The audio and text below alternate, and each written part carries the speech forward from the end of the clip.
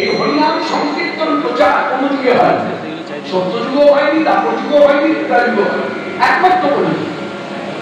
এই কারণে কলিযুগ। অতএব এই সিদ্ধান্ত থেকে আমাদের সিদ্ধান্তকে মান্যতা দিতে হবে। কলিযুগে হরিনাম সংকীর্তনের ঊর্ধ্বে কোন সাধনা নাই। কি বললাম? আপনারা মনে রাখবেন, কলিযুগে হরিনাম সংকীর্তনের ঊর্ধ্বে কোন সাধনা নেই।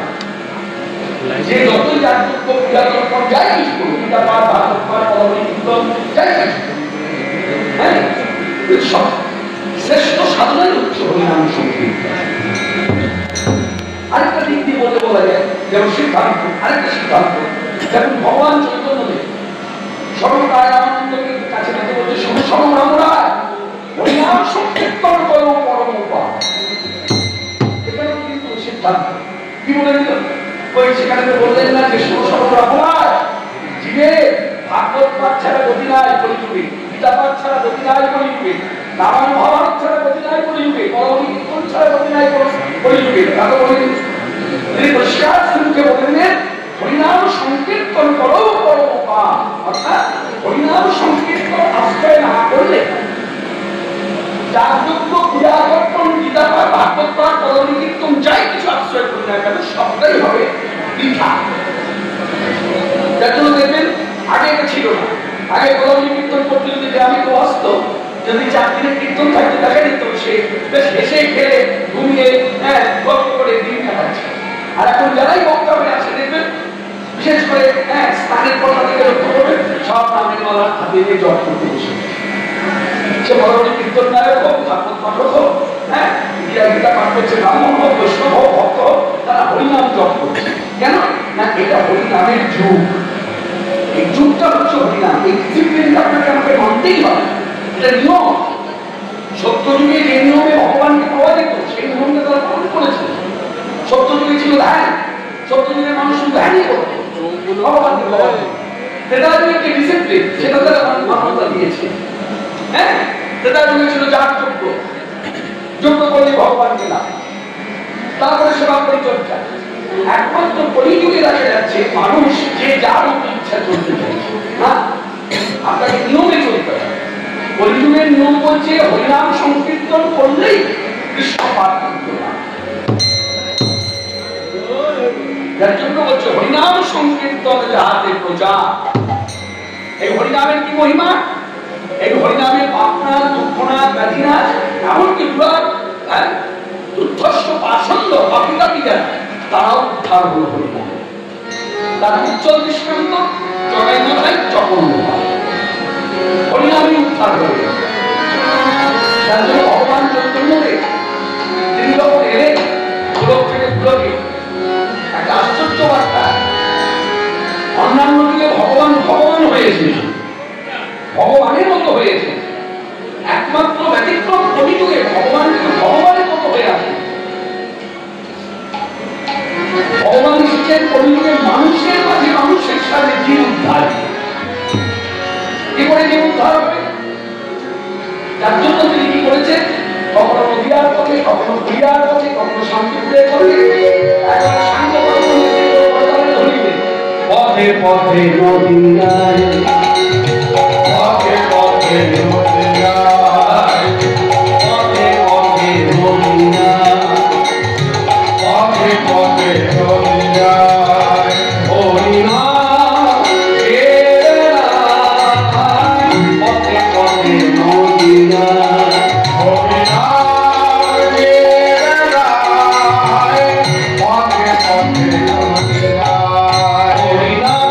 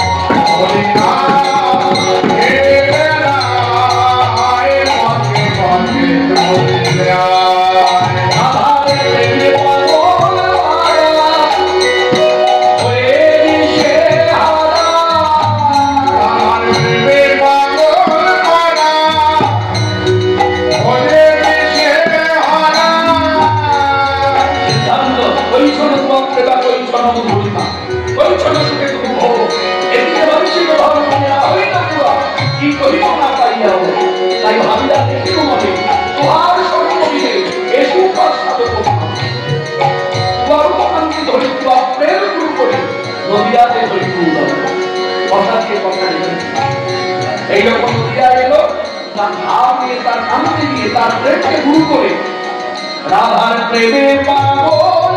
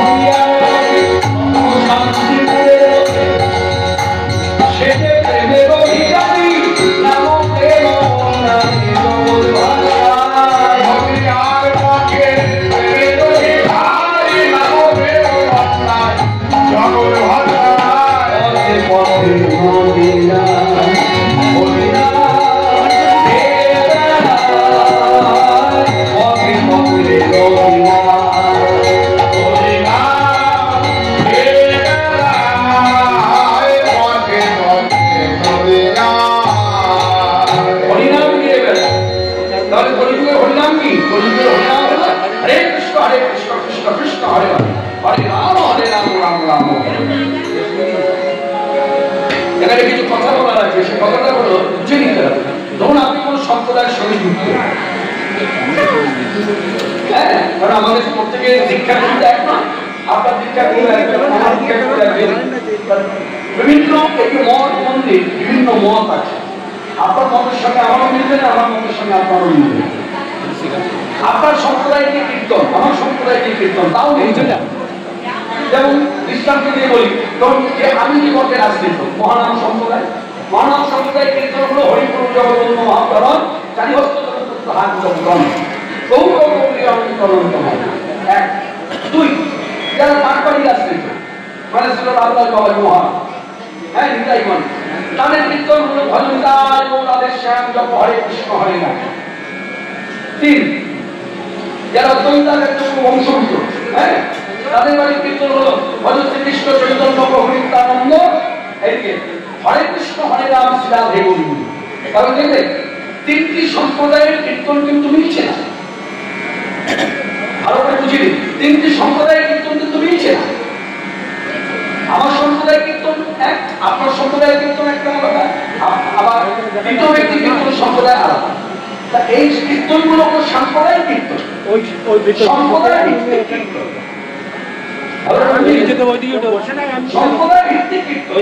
কিন্তু সার্বজনীন হরিনাম হলো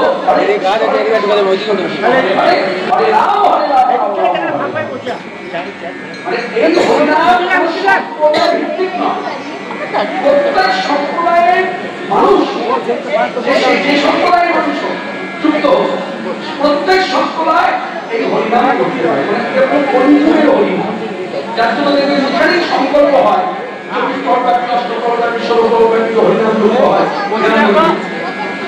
এই সংকল্প কিন্তু এই পরিপূর্ণের হরিনাম দিয়ে সংকল্প কিন্তু গীতার শ্লোকও হয় না ভাগবতের শ্লোকও হয় না রামায়ণের কোনো পাঠ্যের কথা দিয়েও হয় না মহাভারতের কথা দিয়েও হয় ভালো করে বুঝি সংকল্প কিন্তু করে হরিনাম দিয়ে হরে কৃষ্ণ হরে কৃষ্ণ কৃষ্ণ কৃষ্ণ হরে রাম হরে রাম রাম রাম কেন এই হরিনাম এই অগুলো দিয়ে সংসার হচ্ছে এই হরিনামকে আখ্যা দেওয়া হয়েছে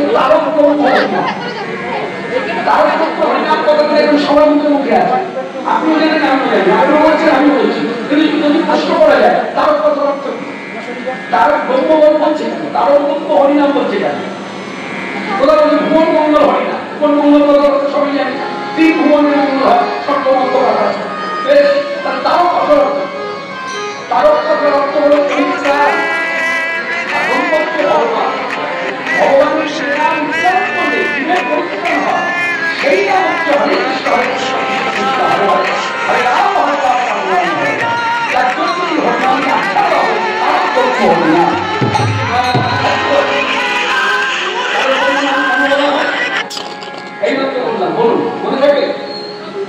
যতদিন বেঁচে থাকবে মনে রাখতে পারবেন তো, স্মরণে রাখবেন।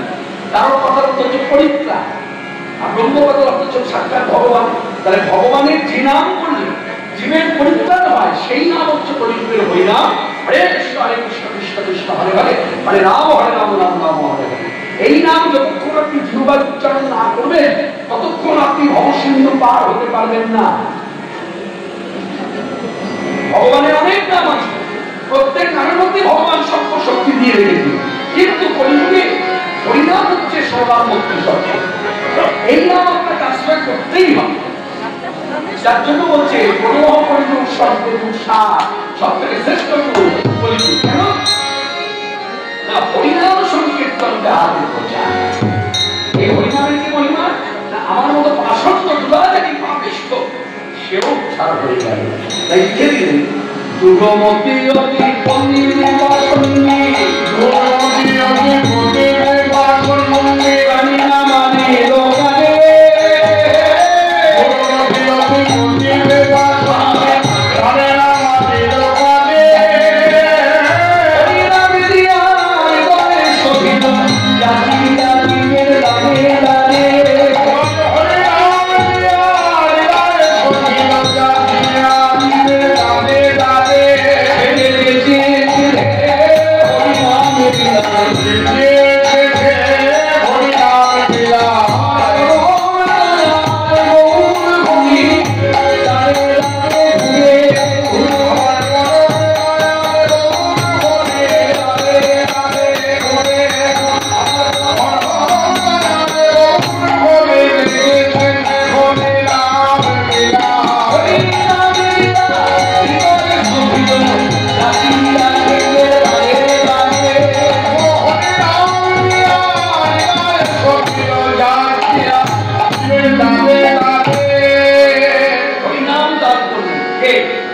নাম বলা হলো বহু মানে বহু সুন্দর। একজনের নাম কিন্তু বলা হলো, অনেকে আবেগবশত ভক্তি রাজ্যে লাগে, ভক্তি রাজ্য তো আবেগের রাজ্য, আবেগে অনেক সময় বলে ফেলে নিতাই গৌর দুই ভাই হরিনাম প্রচার করেছে। না, নিতাই যার কখনো হরে কৃষ্ণ কৃষ্ণ কৃষ্ণ হরে হরে, হরে রাম রাম রাম হরে হরে এই স্লোগান ভক্তি সত্য তিনি উচ্চস্বরে কখনো কীর্তন করেন। কখনো উচ্চস্বরে যিনি গেয়েছেন, যিনি গেয়ে অপরকে গাইয়েছেন, যিনি হরিনাম করে নিজে নিজে অপরকে নাচিয়েছেন, তিনি হলেন আমার চৈতন্যদেব, সাক্ষাৎ ভগবান। এখানে আমার কথা আছে, চৈতন্যদেব ভগবান এবং সবাই বলে। কেন? আপনি কি মন গড়া কথা দিয়ে বললেন যে চৈতন্যদেব ভগবান? আপনার বানানো কথাই কি চৈতন্যদেব ভগবান নাকি শাস্ত্র বিচার? আজকে যারা জড়ো হয়েছেন হরিকথা শুনতে, তারা মন দিয়ে শুনবে। এটা তো পূর্ব বর্ধমান, যদি খুব একটা ভুল না হয়, তাই তো? পূর্ব বর্ধমান, এই পূর্ব বর্ধমান হলো ধনী কৃষক সম্প্রদায়ের বাস। ধনী কৃষক সম্প্রদায় আমাদের পশ্চিমবাংলার বুকে যত ধনী কৃষক আছে সব পূর্ব বর্ধমান। সেই দিকটা না, যাই হোক ওই কথা বলতে আপনি এখানে জড়ো হয়নি। আমাদের মূল কথা হলো এই পূর্ব বর্ধমান জেলার একটা গর্ব কি, যদি ভক্তিরাজ যদি চিন্তা করা যায়, এই যে পদকর্তার যে কীর্তন হয়, বেশিরভাগ পদকর্তার জন্ম হচ্ছে পূর্ব বর্ধমান। পদকর্তার জন্ম 400 বৈষ্ণব পদকর্তার জন্ম। এই যে 400 বৈষ্ণব পদকর্তার জন্ম নিয়েছে, তার মধ্যে একজন পদকর্তা যিনি প্রথম জেনেছিলেন, উপলব্ধি করেছিলেন যে কৃষ্ণই গৌ, গৌ কৃষ্ণ। শুধু তাই না, যিনি প্রথম গৌ মন্ত্রে দীক্ষা দিয়েছিলেন তিনি কে? তিনি হলেন এই পূর্ব বর্ধমান জেলার শ্রীখণ্ড নিবাসী ঠাকুর নরহরি। এই বহু সুন্দর নিতাই জাতকে সঙ্গে নিয়ে সাঙ্গপাঙ্গ নিয়ে নবদ্বীপের মাটিতে যত লীলা করেছে, এই নরহরি ঠাকুরের চোখের সামনে হয়েছে। শুধু তাই নয়, ভক্তির অনুভব নিয়ে বললে বলা যায় যত লীলা খুব সুন্দর করেছে সব নরহরি ঠাকুরের প্রাণ মন্ত্রে। এই নরহরি ঠাকুরের বিখ্যাত একটি পদ আছে, যে পদের মধ্যে তিনি বহু তত্ত্ব প্রচার করেছেন। বলতে তো আমি চিনি না, আমার মধ্যে তো সেই ভক্তি না। খুব সুন্দর করার সময় আমি ভাবি মতো ভক্ত, কিন্তু ভক্তের আচরণ নিয়ে চলেছেন। তিনি যে ভক্ত নয়, তিনি যে ভগবান, ভগবানই ভগবান এসেছে, এটা তো আমার উপলব্ধি হয় না। যার জন্য নরহরি ঠাকুর পদ রচনা করেন, ভক্তি মন দিয়ে শুরু। রসে তনু ধরো ধরো, রসে তনু ধরো ধরো, আমার আমার গৌর কিশোর বড়, তাই একে নাম শ্রীকৃষ্ণ চৈতন্য।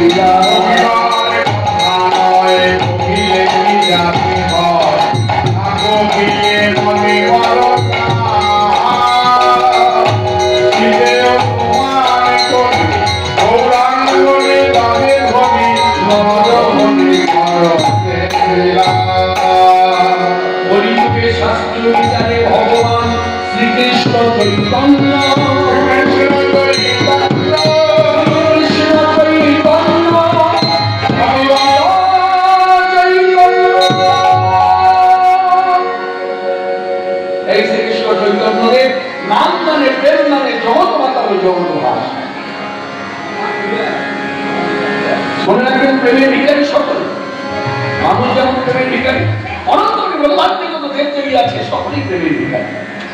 সিদ্ধান্ত এই মহাজনপদ পরিষ্কার মহাজন লিখে দিলেন, হ্যাঁ, ভববিরিঞ্চিত বাঞ্ছিত যে প্রেম, বিরিঞ্চিত কত অর্থ ব্রহ্মা, ব্রহ্মার বাঞ্ছিত ধন, ইন্দ্র বাঞ্ছিত ধন, এমনকি শিবেরও বাঞ্ছিত ধন।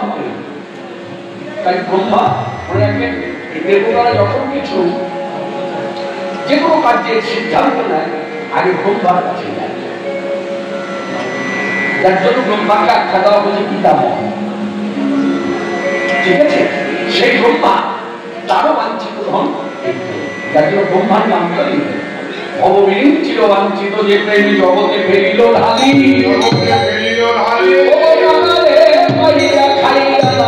বাজাইছে করতালি, বাজাইছে করতালি, ও কানালের ধন কানালে দিল, কানালের ধন কানালে, আমাদের কানালে বসা ঘরে এলো, হরি হরি হরি বলো, আমাদের বসাই ঘরে এলো, হরি হরি হরি বলো, আমাদের বসাই ঘরে এলো, কানালে ধন কানালে, কানালে বাইরা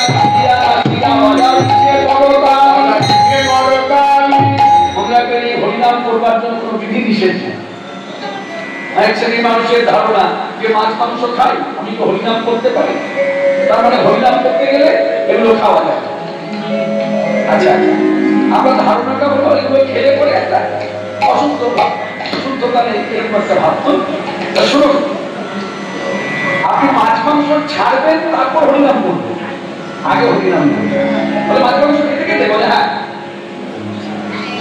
আপনি মাছ মাংস কি ছাড়বেন, হরিনাম আশ্রয় করুন, হরিনাম আপনাকে মাছ মাংস ছাড়বে। এটা হরিনামের মহিমা।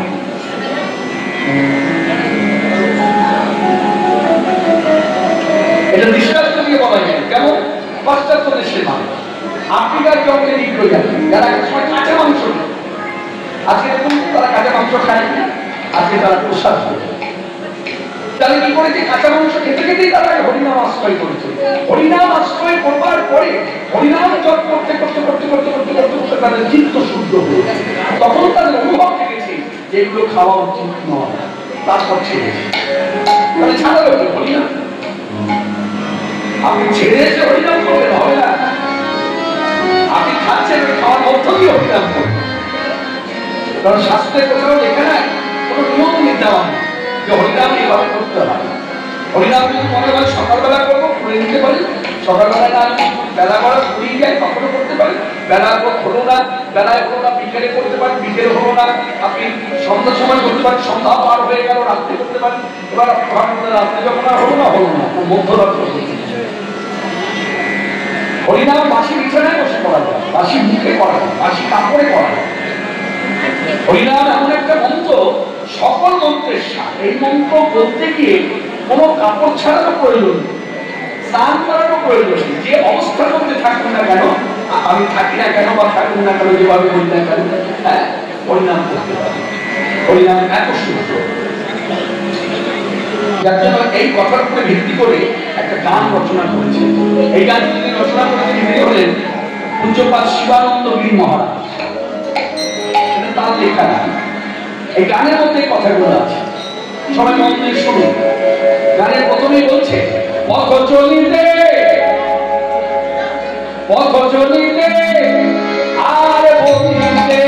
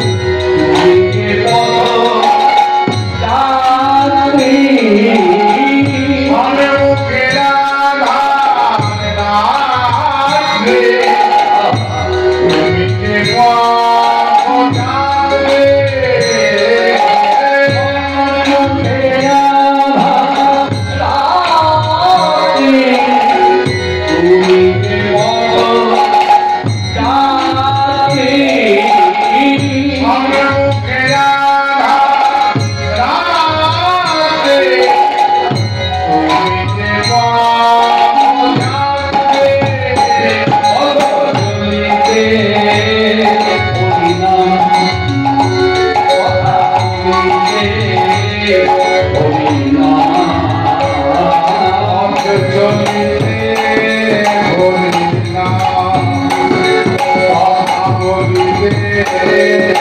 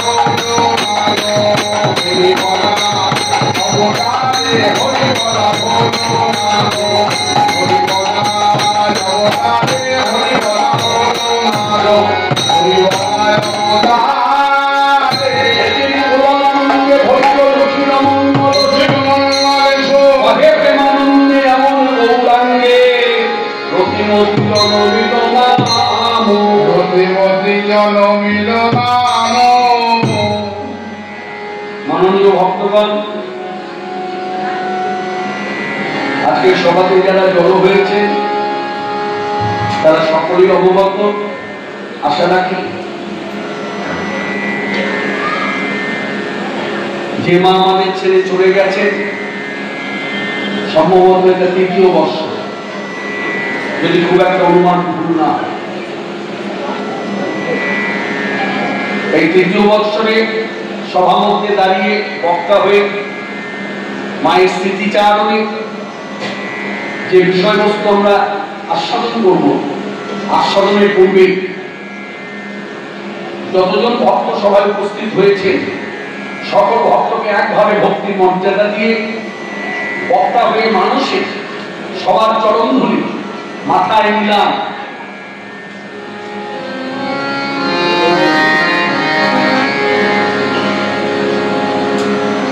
আস্বাদনের বিষয়বস্তু আমাকে কিছু বলতে বলা হয়নি, আমাকে শুধু এইটুকুই বলেছেন বাড়ির যে গৃহকর্তা, তিনি আমাকে বললেন